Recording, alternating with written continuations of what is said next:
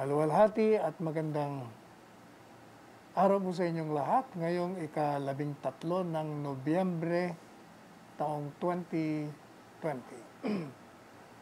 At gaya ng palagyan nating reminder sa inyong lahat, let us wear our face mask every day, as in every day. At saka yung ating pong face shield. Suot din po natin to. And pag kayo ay nasa labas, be sure na kayo po ay nag-observe ng 2 meter or 6 feet social distancing. At palagi kayong naghuhugas ng inyong mga kamay for 20 seconds with soap and water, and avoid crowds, avoid gatherings. At palakasin po ninyo ang inyong mga katawan sa pamamagitan ng pagkain ng mga masustansyang pagkain, gaya ng gulay, prutas, mga uminom ng maraming tubig, juices, meron din ng vitamins, gatas, at saka kayo po yung mag-ehersisyo, matulog ng tamang oras, at saka kayo magpa-sunlight. Ngayon meron na po tayo araw. Natapos na rin yung ating problema sa bagyo. Ngayong ito pong LTFRB, merong magandang binabalita na yun daw pong mga transport vehicles ay bibigyan ng direct cash subsidy doon po sa mga piling operator ng mga pampublikong sasakyan sa iba't ibang reyon ng bansa. Ito po ay alinsunod sa Republic Act 11494 o mas kilala bilang Bayanihan to Recover as One Act. Kung saan meron pong nakalaang, alam niyo ba kung magkano? Ang laki. 1,161,214,210 piso. Can you imagine that? 214,210,000.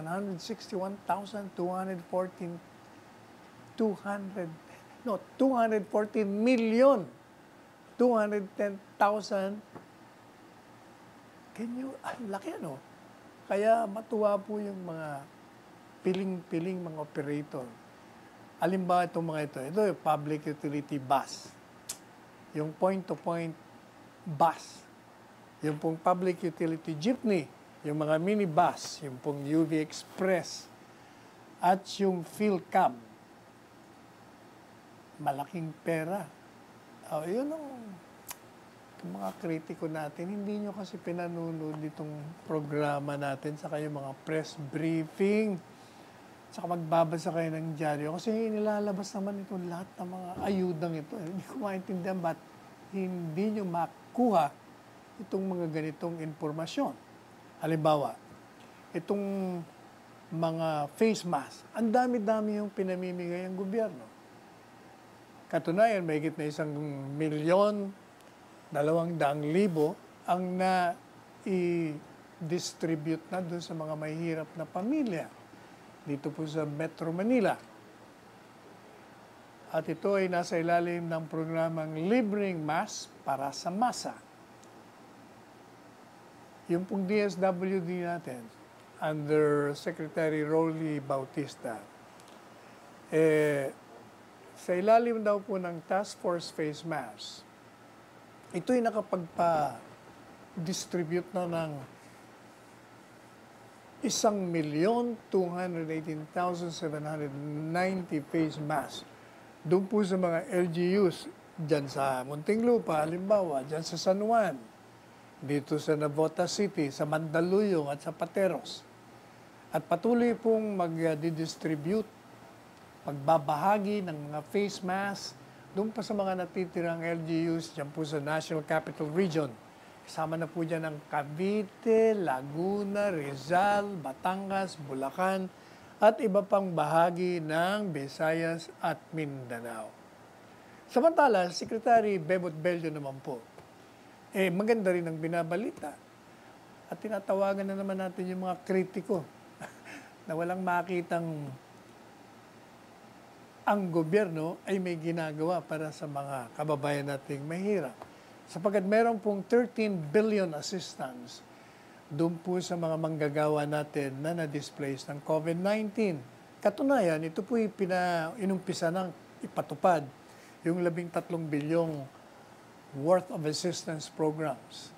Sabi po ni Secretary Sylvester Bello III na yung pong alokasyon ng 1 bilyon para sa edukasyon para doon sa pamilya ng mga overseas Filipino workers. Sa ilalim po ng programang yon, bawat isang college student per displaced OFW will be given financial aid.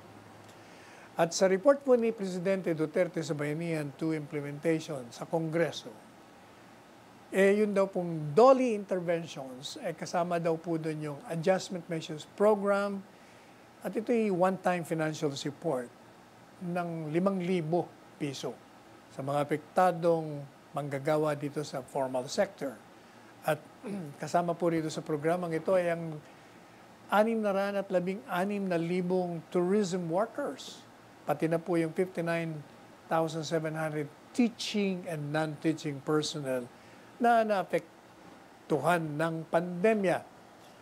At total of 200,000 OFW beneficiaries ang mapapasama po rito sa abot kamay ang pagtulong na programa ng DOLE. At meron po itong budget na 2 bilyong piso.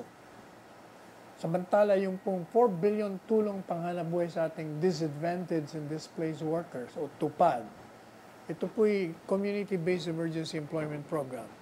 Ang magbibenepisyo naman po nito ay 574,379 informal sector workers at yun po isang ayon din sa report ni Presidente Duterte sa Kongreso. Pati po yung ating mga atleta, sangayon naman sa Philippine Sports Commission, meron ding benefit na makukuha sa ilalim ng Bayanihan to Recover as One o Republic Act 11494. Alam niyo ba kung ilan ng mga atleta makikinabang po dito? 199 athletes at 39 coaches sa water polo, sa basketball, sa dragon boat, sa handball, sa ice hockey, sa softball, sa underwater hockey, pati na volleyball, kasama po yan. At sila'y makakakuha ng benepisyo dito ngayong June and July allowances. Kasama po yung 50% doon, makukuha nila yung kabuuhan noon hanggang Disyembre. Sa ngayon po kay Chairman Butch Ramirez na chairman ng PSC, papasalamat po siya sa Kongreso, pati na kay Presidente Duterte, dahil naging posible ang ganitong programa. Pati si Congressman Abraham Tolentino nagpapasalamat din ng Philippine Olympic Committee dahil daw malaking tulong sa ating mga pambansang atleta ang mabigyan ng buong allowances. Alam niyo ba kung ilan ang budget? 180 million pesos diyan po sa Philippine Sports Commission. Samantala, ito pong Department of Education naman, nagkaroon po ng webinar at ang pamagat po ay how to provide support to COVID-19 affected Department of Education employees. Madali sabi, ito pong programang ito, naglalayon ito na maunawaan, maintindihan, malaman ng mga empleyado ng DepEd kung ano naman ang suporta na ibibigay sa kanila ng pamahalaan, particularly ng Department of Education. At ano ba itong mga compensation? Unang-una, yung pong compensation, makukuha ninyo yan kung magkaroon kayo ng sakit At ito'y nakuha ninyo sa panahon ng inyong pagtatrabaho. Pero meron po itong tinatawag na prescriptive period. Ibig sabihin, merong duration, merong panahon na pwede rin kayong maghain para makakuha ng compensation. At ito kinakailangan sa loob lamang ng 3 taon mula nung kayo'y magkasakit o masugatan o mamatay. At ang PhilHealth naman, sinasabi nila na meron din silang mga benepisyo para dun sa mga magkakasakit din. At yung either probable, maaring may sakit ng COVID, o kaya naman kumpirmadong may sakit, o kaya naman lumalalang sakit. Ito po yung 4 na packages. Para dun sa mild pneumonia, pag ikay na ospital, you're entitled to a private room. At yung pasyente po ay makakatanggap ng 43,997 assistance. At para dun sa moderate pneumonia, ma-hospital ka, meron kang private room, at yung bibigay sa iyo ay 143,267 pesos. Para naman po dun sa malala, severe pneumonia, private room, the package amount is 333,519 pesos. At para dun sa critical pneumonia, lumulubhang pneumonia, private room, nasa ICU, yung package naman po ay 786,384. So, okay naman yung mga... I wonder kung itong mga kritiko natin, itong mga kolumnista na walang nakikitang magandang ginagawa ng gobyerno, nakakarating sa kanila ito. O kung nakakarating man, sinasarado nila ang kanilang mata, ang kanilang bibig, hindi bibig, kanilang tenga. Yung bibig nila, lumalabas yung mga laway ng mga paninira. Yan ang hirap sa inyo kasi, makinig kasi kayo naman Yung pong Civil Service Commission at saka yung iba pang mga ahensya ng gobyerno natin, gumagawa ng paraan para magkaroon po sila ng design, outer garment. Ibig sabihin, damit, takip sa kanilang dati ng suot para yung mga manggagawa sa gobyerno daw, mas lalong maprotektahan dyan sa coronavirus. Ito daw pong commissioner na si Eileen Lisada ng Civil Service Commission. Nakikipag-ugnayan yan sa ibang ahensya, lalo na yung DTI, yung DST, Department of Science and Technology, ni Secretary Boy de la Peña, sa pamamagitan ng Philippine Textile Research Institute and the Philippine Fashion Council. Kaugnay po dito. Yun daw pong protective outer garment can be worn by government employees on their way to work, inside offices, and on their way to their homes. They will then remove it, and when they arrive at their residences, siguro, ang ibig sabihin po nito, pag kayo pumupunta sa mga trabaho nyo, para mga doktor, mga frontliners, nagsusuot sila ng PPE, kayo, o yung mga nagtatrabaho sa gobyerno, parang ganun din ang ipapasuot sa inyo para yung mga virus, baka mahawa kayo kung saan lugar kayo nagtatrabaho, hindi na nyo na madala sa bahay. O yun po ang programa. Maganda rin naman programa yan. But the best pa rin para sa atin, yung minimum safety protocols of wearing your face mask, your face shield, washing your hands with soap and water for 20 seconds, avoid gathering, whether sa loob yan ng opisina, lumayo kayo, observe the social distance, yun ang mahalaga sa lahat. Kita nyo ang Amerika. Sus Maria Jose, lalong lumalala yata doon. Hindi ko naman maintindihan kung bakit sinisisi nila si Presidente Trump. Alam niyo ba kung bakit? Sinasabi kasi nila, ito naman presidente namin eh. Hindi kami suot ng mask, hindi nagsusuot ng mask. Kayo naman. May mga talino naman kayo. Kung hindi siya nagsusuot, alam niyo naman na mapanganib. Alam niyo na baka magkasakit kayo. Hindi po ba? Nasa individual yun. Sundin niyo yung sarili niyong sentido komon na tinatawag at yung inyong pag-aaruga sa sarili.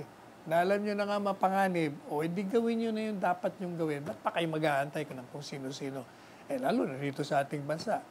Mabuti si Presidente Duterte. Wala nang ginawa kundi magpaalala. Programa natin nagpapaalala rin. Pero yung mga oposisyon, mga senador, mga kritiko, never kung narinig na nagpapaalala. Pero kahit na nga hindi sila nagpapaalala, huwag nyo nang intindihin. Ang intindihin po natin, yung sarili natin at yung ating mga kamag-anak na mailigtas dito po sa pandemya. Babalikan po natin kayo after a short break.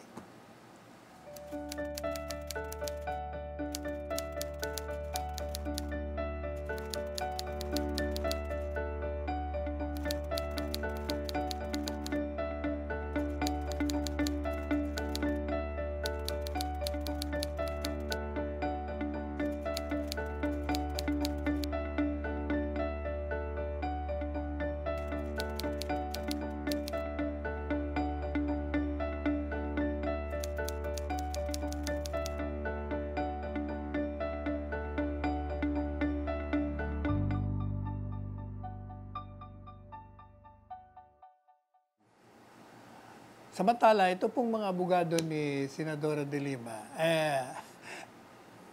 mukhang kayo ay delikadong humarap sa isang contempt charges ng Department of Justice.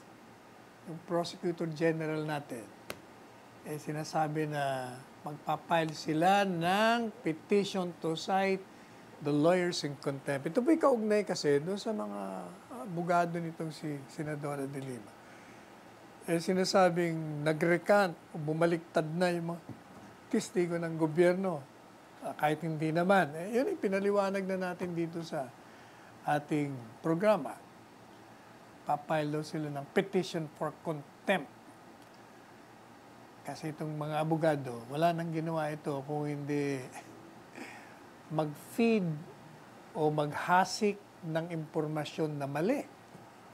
Pinaniniwala nila yung makakarinig sa kanila, makakabasa ng kanilang mga pahayag, na talagang gaya ng sinabi ng tatlong senador dyan, si Panganiba, o Pangilinan, si Ontiveros, si Drilon, na gumuho na raw ang ebidensya ng gobyerno.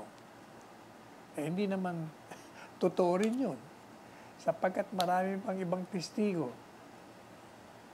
O kaya, ang problema, alam nyo kasi, yung mga abogado, pag nahihirapan sa hukuman, tumatakbo sa media. Doon nila nililitis yung kanilang mga argumento.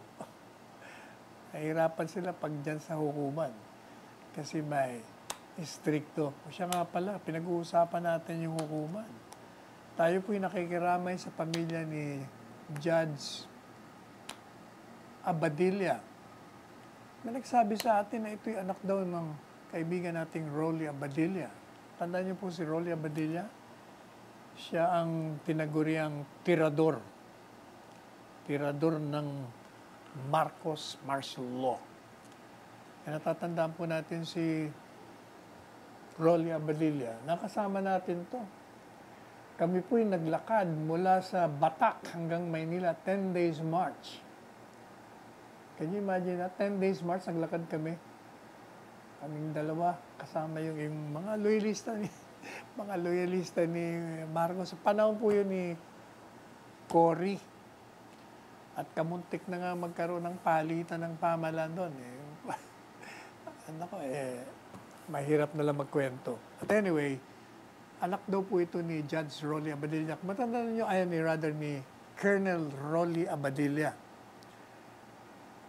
If you recall, si Rolly Abadilla, ito po inambush ng mga kinikilalang o pinaghinala mga NPA. Dito lang po yung sa may malapit sa White Plains. Natambangan siya dyan. At ito raw pong si Judge Maria Teresa Abadilla, sa edad na 44, binaril ng kanyang Chief of Staff, na abogado rin si Amador Rebato Jr. Ang report, karoon yata sila ng mainit na argumento, sapagat ito po daw si Amador Rebato Jr. Nagkasakit ng COVID at naapektuhan yung kanyang performance at yun ang naging kanilang topic ng diskusyon at gusto niya nga mag-resign. Suddenly na lang, biglang binaril ni Attorney Rebato at pagkatapos, binaril niya ang sarili niya. Matindi rin naman. Meron nga I just read a research na yun daw pong COVID na magkakasakit. Inaapektuhan yung mental capacity ng COVID. Sinasabi nila, baka ito, isa sa mga, kumbaga, depressed. Pero yung reaksyon naman ng iba, parang saliwa naman. Parang pati si Presidente Duterte rito sinisisi nila dahil ang dami na raw judges na mamatay. Kayo naman. Alam nyo, hanggat hindi natin nalalaman ang dahilan ng pagkamatay o pagkapatay, huwag muna tayong maghuhusga. Kasi ang iba dyan, gaya nito, obviously, yung pong nangyari dito kay Judge Abadilla at saka kay Attorney Rebato, mukhang personal na diskusyon na humantong sa barilan. Ano mang kaugnayan ng gobyerno dun? Alam nyo, kahit na merong mga tinatawag na security, paano mo pipigilan yun? Kasama mo sa opisina mo. I'm sure magkakaibigan pa yan. Dahil ilang taon sila magkakasama. Hindi nyo mapipigilan to. Yung iba naman mga judges na pinapatay, hindi mo rin malaman kung ito'y kaugnay naman dun sa kanilang mga kaso. Marami pong dahilan Kaya huwag niyong sisisihin, sinasabi ng mga kritiko, kasi may reputasyon ng karahasan itong gobyernong ito. Yung karahasan na sinasabi niyo, yun ay legal violence na tinatawag. Sapagkat sa ilalim ng ating batas, yung mga law enforcement agents natin ay maaaring gumamit ng karapat-dapat na karahasan sa harap ng panganib sa kanilang buhay in the course of the performance of their duties. At yung pong mga police operations, yung mga raid na yan, yung mga buy-bust operation na yan, yun in the course of their official business. At pag nanganib ang buhay nila, talagang hindi naman po pwedeng hindi po pwedeng magpapauna kang mapatay ng mga drug suspects. Yan ang katotohanan niya. Kaya itong sila Nery Colmenares, kung ano naman sinasabi mo, Nery. Sinasabi niya, si Presidente raw kasi nagpakita ng antagonism laban sa mga human rights as well as lawyers. Hindi totoo yan. Ang ayon ni Presidente, yung ginagamit ninyo, you're weaponizing, ginagamit yung sandata. Yung mga legitimate na pangyayari kaugnay sa mga lehitimong operasyon. At sinasabi nyo na ito ay sinasadya at intentional na ginagawa ng pamahalaan para pumatay. Hindi totoo yun. Yun ang ginagawa ninyo kasi. At nagiging matangumpay naman kayo kasi napipick up naman yan ng mga foreign media, pati yung mga senador sa Estados Unidos, naniniwala naman sa inyo. Ang nakakalimutan nyo, hindi ba merong, anong tawag dito? Merong survey. Ano ba survey yun? Yung latest na sinasabi na yung pong pagpatay o yung ating record dito sa Pilipinas, pang ilan ba tayo? Parang nawala tayo eh. Nawala tayo sa listahan ng dati-dati kasi isa tayo sa mga nangunguna. Pero wala na yun. Kung baga, sinisira nitong mga kritikong ito yung nakuha nating citation. Yun ang katotohanan dyan. Ito namang editorial ng Inquirer sa Philippine Star, meron namang binabanggit na yun daw pong si Vincent Adia na ospital kasi nakatanggap ng mga baril sa katawan niya at sa mukha niya. Pinasok sa Rizal Provincial Hospital ng Anguno, Rizal. Pagkatapos daw, biglang may pumasok doon na hindi kilalang tao, may baril, pumasok sa emergency room, binaril at close range sa harap ng mga horrified doctors and nurses, patay. Kaya sabi ng editorial, ito kumakatawan na naman ito sa bagong antas ng masamang record ng extrajudicial killings na namarkahan daw ang administrasyong Duterte sa kanyang digmaan laban sa droga. Pati raw hospital ngayon, hindi na safe sa mga ganitong klaseng kriminal. Meron pa nga isa ngayon dito sa editorial, si Berilio Maganes daw, isang periodista naman na taga Villases, Pangasinan, binaril din sa harap ng kanyang bahay. At ito raw ang pang-18 journalist na pinatay sa ilalim ng administrasyong Duterte. Sabi ng editorial, ito raw murder sa loob ng ospital ay isang gruesome na paalala na yung extrajudicial killings remain a clear and present danger to the lives and safety of ordinary Filipinos. At sabi naman ng Star editorial, ganun din ang sinasabi na ito raw administrasyong Duterte dahil sa kanyang impunity, ito raw mga resulta. Yan ang problema rito sa mga editorial na ito. Saliwa, dispalinghado.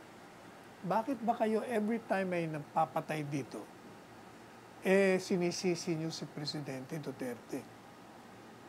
Bakit hindi nyo tingnan naman yung survey na pag tinatanong ang mga kababayan nating mga Pilipino kung ano ang kanilang tingin dito sa drug war. At sinasabi nila na mula nung nagsimula yung digmaan sa droga, kampranti na silang lumakad sa kalsada. Hindi na sila natatakot. Mga empleyado natin na umuwi sa gabi, feeling safe na sila. Madalit sabi, pag tinanong mo, in agreement sila. Sila'y natutuwa at nagpapasalamat kay Presidente Duterte dahil sa vigorous campaign against illegal drugs. Yan ang katotohanan dyan. Ba't ninyo naman makita yun? Yung mga patayan na binabanggit nyo, hindi natin malaman kung ito'y personal na merong mga atraso. Sapagkat kahit na anong, kahit na anong seguridad, kung yung isang killer talagang papatayin ka, Ay wala. Walang sinabi yung wall of protection. Anong prueba ko? O hindi ba si Kennedy, Sus Maria Josep, presidente ng Estados Unidos, a phalanx of security, ay nagawa ba? Wala. Kaya alam po ninyo, talagang mahirap. We can only do so much, pero huwag nating isisisi sa gobyerno. Hayaan natin yung batas ay umikot at gumalaw at usigin natin yung mga gumawa nun.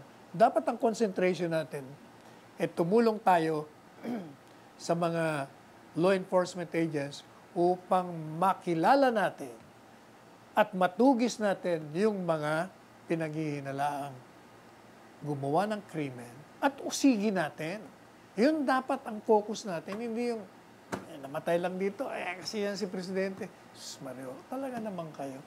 Anyway, sabi nga pala po ni Secretary Maynard Guevara,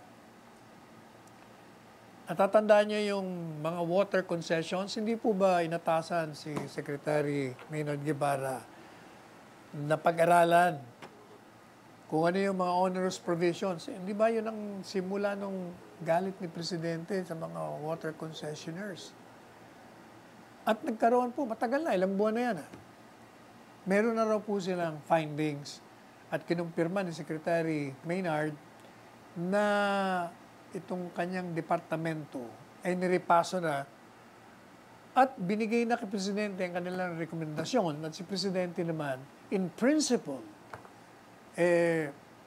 pumayag na tanggalin na yung mga previous clauses na pinagbabawalan ng gobyerno na makialam dyan sa water setting na yan. Kasi doon po sa kontrata, meron nakalagay interference clause. Ibig sabihin, oops, gobyerno, hindi ka pwedeng makialam dito pagdating dyan sa kung magkano ang aming ibibigay na rates. Para ganun isang provision yun na kaya nagkaroon ng abuso.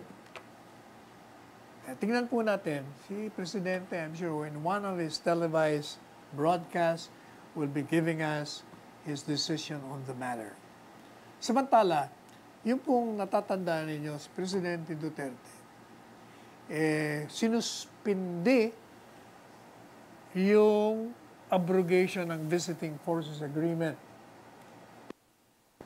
Prior to this, bago po ito, di ba, nagalit si Presidente at sinabi niya, kailangan niyang Visiting Forces Agreement, tanggalin na natin yan.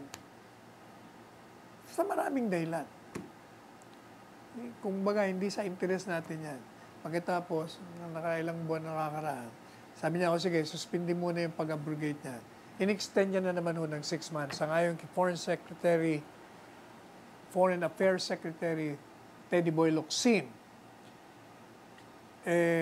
pinapayagan daw po ng Presidente ang ma-extend, mapahaba uli yung suspension o hindi muna pagtigil ng Visiting Forces Agreement para daw makahanap ng mas magandang at epektibong arrangement para sa ating depensa, mutual. Kung anong makakabuti sa Amerikano, makakabuti sa Pilipino, yun daw ang gawin natin. Hindi yung one-sided. Tingnan po natin kung anong kahinatnan nito. Samantala, tayo po ay binayo. Nakalimutan natin, dapat pala pinapakita natin sa inyo yung aerial inspection ni Presidente kahapon. Maganda yung aerial inspection ni Presidente. Sana makita ninyo yun. At tingnan natin, baka mamaya mapalabas natin after the break or during the break. Kasi, matindi po itong Ulysses na ito. Yung kinakatakutan nating Typhoon Rolly na lumihis. Abay, ito, Sus Maria Josep, hindi naman siya kalakas ng gaya ng Typhoon Rolly. Pero, lumikha po siya ng baha all over. Maniwala kayo. Kaya ang daming namatay. 13 patay. 2 yung nasaktan. 15 ang nawawala. Nakita ko po na yung mga video eh. Katunayan, nagpunta po ako ng Marikina. Sinilip ko, pupuntahan sana natin yung, kaya lang, hanggang doon lang po tayo sana. Doon sa bridge, yung kung kayo galing Cubao, diretso ng Aurora Boulevard, papasok kayo ng Marikina. Wala, hanggang doon ka lang sa pagbaba mo ng bridge, pagkat baha na doon sa harap ng Provident Village as usual, hanggang Baywang. Umapaw ang tubig kasi nag-release pa yung ating Lamesa Dam ng tubig. Kasi sumobra na eh. Kaya kailangan nag-release ng konti-konti. So, tapos ang continuous pa yung rains. Ang tindi. Grabe talaga yung, ang lakas pa ng hangin, na tagtumbahan yung mga punong kahoy. Eh, alam niyo ba, may bida ko sa inyo. Yung anak kong si Paulo, kanyang townhouse, alas 6 ng umaga kahapon, madaling araw, nagising sila. Alam niyo ba kung bakit? Yung chandelier dun po sa, nakakabit sa ceiling, sa kisame, bumagsak. Dun nagising sila. Eh, biro mo di ang lakas ng sound na yun. Magigising ka talaga. Alam niyo ba kung bakit? Sapagkat yung kanyang bubong, natuklap. Biro niyo natuklap yung bubong niya. Paano ka ako natuklap yun? At yung isang portion lang naman. Portion po nung kung saan yung hagdan papunta doon sa 3rd floor. Yun ang natuklap. Inakyat namin yung bubong. Yung pala, yung portion na yon ng kung saan nakakabit yung chandelier, hindi yero, kung hindi fiberglass. Hindi namin maintindihan bakit fiberglass ang ginamit. Sapagkat, sinasabi nila, hindi, kasi para may skylight. Paano naman ako papasok yung skylight? Eh, merong ceiling eh. O hindi ba? Di useless. Kung ano naman, kung sinasabi nilang air, bakit parang hindi ko rin makita yung principle na may air, eh, nakasarado rin eh. So madalit sabi, siguro, because of that fiberglass, kasi marupok din ito eh, dahil sa init, sa ulan. Eh, ilang taon na ba sila rin sa kanyang unit na yun? Siguro mag-6, 7 taon na siya. Talagang, it was ripped. You can see the sky. Shock na. Pati ako na-shock eh, nung sinilip ko. O kaya ginawa muna namin kaya wala naman mga karpentero, walang electrician, hindi makarating sa kanilang dapat na puntahan. So nilagyan muna lang namin ng yero. Yero ordinaryo, tapos pinatungan namin ng sandbag. Pati nga itong salamat nga pala, William Gatchela, padala siya ng mga tires na luma at pinatong namin doon. Para temporarily, Sus Maria Josep, ibang klase rin itong, hindi natin maintindihan kung, pero ayun okay lang yun kasi wala naman nasaktan. Can you imagine kung ilalagay mo naman dun sa mga probinsya, Catanduanes, Camarines Sur, dyan po sa Marikina, dyan sa San Mateo, Rodriguez, dito sa Quezon, sa bang lugar yon? Sa Infanta Quezon, my God, talaga pong na lumipad ang mga bubong nila. Hindi lang yan. Meron sana papakita rin mamaya sa inyo. Alam niyo ba yung isang factory ba o building na kung dyan sa Marikina, sapatos, yung buong, inanod po yun doon sa Marikina River. Yung buong halos building Pagdating doon sa Marcos Bridge, siyempre hindi na siya makapasok doon dahil mas mataas siya doon sa bridge kaya huminto siya doon sa may bridge. Ganon katindi. Grabe, ano kayang mabuting gawin dyan sa mga ganyan? Baha. Sa bagay, alam niyo po, sabi naman nila, kung ikukumpara mo naman ang baha sa sunog, okay lang ang baha. Kasi pag sunog, walang matitira sa gamit mo. At least kung bagyo, baha, lilipad ng bubong, baka makuha mo pa uli, ibalik mo. Pero pag sunog, talagang no more. Hindi po ba? Pero alam po ninyo talagang ang pagsubok ng tadhana ay hindi mawawala. Mula nung nabuhay ang planetang lupa o Earth, palagi naman tayong merong ganyan.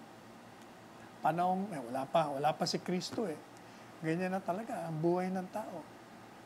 Palagi tayong may dumarating na sakuna, pandemya. O hindi po ba yung pandemya yan? 100 years ago, meron din ganyan. Every 100 years daw Kaya, anong ibig sabihin? Ang ibig mo sabihin, yung pananatili natin sa mundo ay pansamantala lamang. Kaya, enjoy life while we have it. Because life is such a fleeting moment. Diba sabi nga ni Jesus Christ, like a thief in the night, mawawala na lang tayo parang bula dito sa buhay. Kaya sabi nila, habang tayo raw ay nabubuhay, bigyan natin ng pagpapahalaga yung binigay sa ating buhay sa pamamagitan ng ng pagbibigay din ng halaga dun sa buhay ng iba. In other words, make our lives meaningful by giving the lives of others meaningful. Kung baga, tayo ho'y bahagi ng isang kabuuan or parts of one whole. Ang sakit ng kalingkingan ay dama ng buong katawan. So madalit sabi, magmahalan tayo. Yun ang pinaka-esensya po ng mga dumarating sa ating sakuna. Walang ibang magtutulungan kundi tayo rin. Balikan po natin ngayon, makalipas ang ilang paalala ng ating istasyon.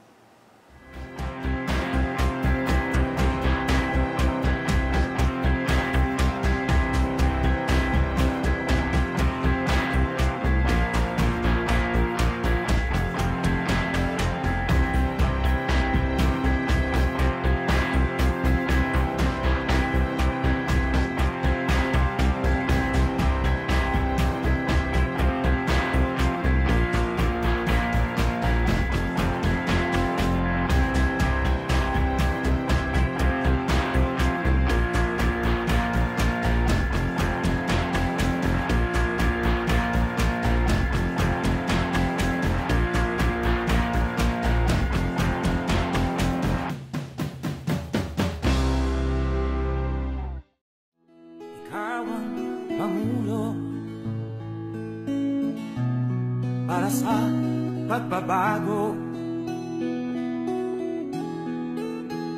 sawa na ang bayan ko sa magnanakaw na tao.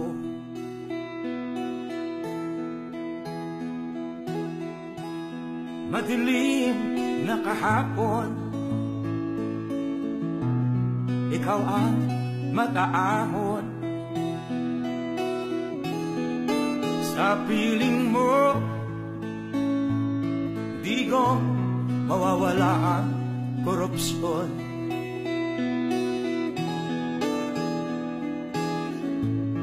Tayo na, Pilipinas, tayo na magbago. Hawak kamay tayo para sa pag-asenso. Ikaw at ako, tayong lahat kay Rodrigo Duterte, para sa tunay na pagbabago.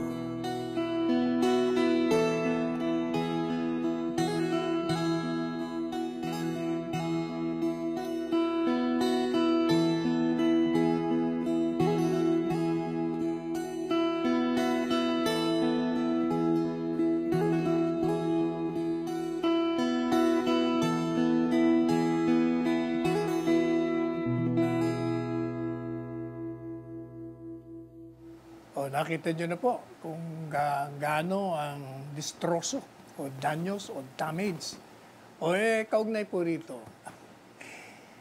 Yun na namang mga talagang napakadami ng pasaway dito sa ating bansa. Hinahanap si Presidente. Bakit? Nasaan na naman daw si Presidente? Pareho rin nung sa Typhoon Rolly, nasaan daw si Presidente? Bakit ba kayo? Ayan, nakita nyo, yung nakita nyo yung video, yun kuha ng chopper kung saan nakasakay si Presidente Duterte sa si Senador Bongo. Umikot sila. Yun, nandun si Presidente, hinahanap nyo. Hindi lamang yan, alam nyo po ba, nakahapon sa kasagsagan ng ulan at baha, si Presidente, napansin nyo ba lumabas siya sa TV? Siya ay naka-Amerikana. Abay, forma, gwapong-gwapo. Sabi ko nga, nako, baka sabihin naman mga sa social media, ba't ka naka-Amerikana, bumabagyo? Kasi meron pong ASEAN Summit, 37th Association of Southeast Asian Nations Summit, virtual. Umaten po siya doon. Umaga pa lang kahapon. Pagkatapos magsalita siya roon, lumipad siya. Nagtatrabaho. Yun, nasaan si Presidente? Kayo talaga, alam nyo, mali ang tanong ninyong nasaan. Alam nyo ba kung dapat ano ang hashtags ninyo? Ang dapat na hashtags ganito, okay ba si Presidente? Dapat ganoon. Ang tanong natin, kumusta yung kanyang seguridad? Kumusta ang kanyang kalusugan? Kasi nga, delikado nga yung panahon. Yun ang dapat na titingnan natin. Ano sabi ni Presidente? Ito naman kasing mga taong ito. Gusto yata nila talaga ako'y nasa gitna ng baha. Actually, kung ako lang ang masusunod, sabi ni Presidente, gusto ko talagang pumunta sa baha. Kasi nung mayor pa siya, ganyan ang estilo niya. Gusto niyang lumangoy doon. Sabi niya, ang problema, sabi niya, ayaw naman ng mga doktor ko, ayaw ng PSG, ayaw kong palabasin. Kasi sabi naman nila, Sir, delikado. Isa lang ang presidente namin, paano pag namatay kayo o nadisgrasya kayo? Sabi naman doon, meron naman vice presidente. Pero alam nyo, hindi nyo na kailangan paalalanan si presidente. Talagang itong si presidente, pag may pagkakataon, talagang ito, pikit mata, lumulusong sa panganib to para lang makita niya ang kalagayan ng kanyang mga kababayan at kung anong dapat na gawin. Kaya ito naman si Renato Reyes, gusto rin itong mga manyos. Tatakbo ka ba, Renato? Sinagot naman agad si Presidente, sabi niya, wala namang nagsasabi na lumungoy ka. Ikaw, di ka marunong ng mga tinatawag na allegory, na mga euphemism na hindi mo ba alam yon? Yan, sinasabi lang ni Presidente yon. Kumbaga, dinadramatize niya lang. Ngayon, tinatanong mo ngayon na, sabi niya, dapat merong mga clear guidelines, early warning, sufficient resources, and logistics. Ano ka ba? Renato Reyes, dati na nga, yun nga ba sinasabi natin, hindi kasi ikaw nakikinig. Tumuto ka kasi sa programa natin, o kaya sa mga press briefing, sa PTV4, manood ka naman ng news, para nalalaman mo yung mga sinasabi mo, yun na nga ang ginawa. Hindi ba? Kaya nga pinapapurihan ni Presidente yung mga local government units, yung mga police, yung mga militar, yung mga ahensya ng gobyerno. Kasi nga, dahil sa preparasyon, bago pa dumating yung mga sakunang yon, naka-ready na sila. Yung lahat ng mga ahensya ng gobyerno, lokal at nasyonal, gumalaw upang tumugon sa sitwasyon. Dahil nga sa ginawa nitong yung napakalakas na hangin na mag-trigger o lumika ng massive floods. Pati nga power interruption, kami, walang kaming ilaw mula midnight ng Huwebes hanggang alas 3 ng hapon. Nawala kami ng ilaw. Kaya sabi ni Presidente, from the very beginning, ito'y dati na gaya ng binibida natin sa inyo kanina. Talagang nakahanda na siya. Kaya nga nanawagan siya uli ng mga government units kahapon na siguruhin nyo na yung well-being and safety o kaligtasan ng ating mga kababayan, yun ang ating palaging priority. At yun naman ang ginawa. Kahapon nga, magpunta tayo sa Marikina, nakita ko yung, palagay ko, Secretary Delfin Lorenzana yung nasa lubong natin na papuntang Marikina. Kaya nung nag-briefing siya kanina, meron siyang nire-report tungkol sa Marikina. Lumipad din siya, nakita niya. At sa ngayon po kay Presidente, doon po sa doon sa kanyang pag-attend ng Asian Summit. Sabi po ni Presidente, yung pong mga developed nations, kailangan talagang pahintuin na, bawasan yung carbon emissions para yung tinatawag na climate change, malabanan natin. Napapansin nyo ba, talagang parang dispalinghado talaga yung weather na natin ngayon. Summer, umuulan. Summer, bumabagyo.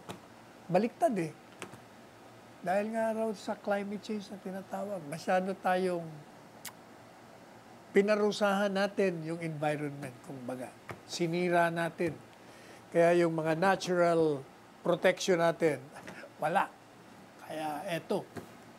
Kaya sabi ni Presidente, we must amplify our voices to demand climate justice from those most responsible for this existential challenge we face today. Developed countries must lead in the deep and drastic cuts in carbon emissions. They must act now, or it would be too late. Kaya sabi ni Presidente, more than 2 weeks ago, the Philippines was battered by Typhoon Goni, or locally known as Typhoon Rolly. And I must tell you, we are now suffering in the midst of the storm of Typhoon Ulysses. Sabi niya po sa kanyang mga kapwa leader sa Asia, there is a great damage and I may not be around to attend further in this regard, for I have to go around and see what I can go do for my people. You see? Yan po sinasabi ko sa inyo. Nagpaalam siya dun sa summit conference kasi kailangan na siyang lumipad.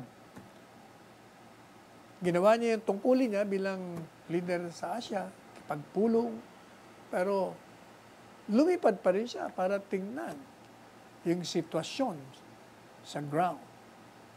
Sabi niya, with timely disaster preparedness measures, we were able to save many lives. Binibida niya sa mga kapwa niya siya na leader na dito sa ating bansa, tayo may ginawang paghahanda bago pa dumating yung bagyo at mga sakuna. At alam naman natin kung paano nag-iwan ito ng maraming pagsira sa mga ari-arian, mga bahay, buhay na tinanggal sa ating mga kapwa Pilipino.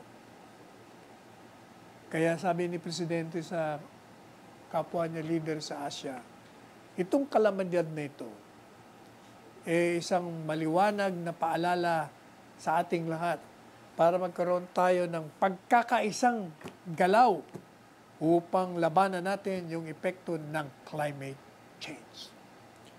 Yung po ang sabi ni Presidente. At sabi rin po ni Presidente, doon sa mga leader Asiano,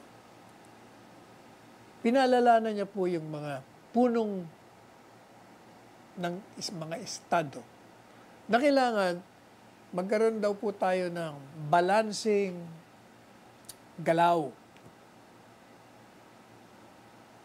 sa pagsisimula o pagpapabalik sa ekonomiya o papanatili natin itong malusog at doon naman sa pagligtas ng buhay. Kasi hindi ba yun ang naging problema natin? Are we going to lock down? Are we going to implement the community quarantine, which will affect the downfall of our economy? Anong unahin natin? Yung buhay o yung ekonomiya natin? Kaya sabi ni Presidente, kailangan balansehin natin. At yan ang ginagawa. Maganda nga yung ginawa ng ating bansa. Sapagkat marami tayong na-save. If you will compare the debts ng ating bayan as against the debts in other countries, ay malayo naman na konti yung atin. Kaya sabi ni Presidente, in mitigating the impact of the pandemic, our actions must be people-oriented. Yan daw ang palagi nating tingnan. Kailangan palagi tayong nakafocus sa kaligtasan ng mga tao. At kailangan, sabi niya, as we recover, as we go along, kailangan walang maiiwan. Sabi nga ni, sino yun? Ang ating, si Mr. Moreno, walang iwanan. No sector must be left behind. Our efforts should be targeted and inclusive. Lahat kasama, lahat ng sektor. So dapat sabi niya, ASEAN regions must address the disproportionate effects of COVID-19 on women, on migrant workers, and other vulnerable sectors to build back better and healthier societies. Mas maganda at mas malusog na lipunan. Ang sabi niya, sabi ni Presidente Duterte, nanawagan siya para ma-implement yung ASEAN Comprehensive Recovery Framework, yung COVID-19 ASEAN Response Fund, the ASEAN's Regional Reserve of Medical Supplies, and the ASEAN Center for Public Health Emergencies and Emerging Diseases. And he also reiterated the call to ensure that all nations, dapat lahat ng bansa ay magkaroon ng equal na access para sa COVID-19 vaccines. Inabot na naman po tayo ng oras. Gaya ng paalala ni Presidente Duterte, tayo po ay magsuot ng ating mga face mask every day and wear our face shield, wash our hands for 20 seconds with soap and water. Tayo po ay mag-observe ng 2 meter or 6 feet social distance. Pag tayo nasa labas, avoid crowds and gatherings. And let us strengthen our immune system by eating nutritious foods, vegetables, fruits. Take a lot of water, of juices, milk. Lahat ng masustansya. And, siyempre, kailangan matutulog tayo ng tamang bilang at tamang oras. Ano pa? Exercise. Kailangan mag-exercise po tayo. Maraming klaseng ehersisyo. And, pag hindi umuulan, may sunlight, punta tayo sa labas kahit na mga 30 minutes lamang. At bago tayo matulog, at pagising sa umaga, tayo po ay magdasal sa ating dakilang lumika. Una, tayo'y gabayan. Pangalawa, tayo magpasalamat dahil sa buhay na binigay sa atin. Ito po ang inyong lingkod, Salvador Panelo. Pansamantalang nagpapaalam hanggang sa Lunes na muli. Ganito ring oras, alas 2 hanggang alas 3 ng hapon. At nagsasabi, let us tread the path of roses. And let us go beyond the path of thorns. Magmahalan po tayo. And I love you all.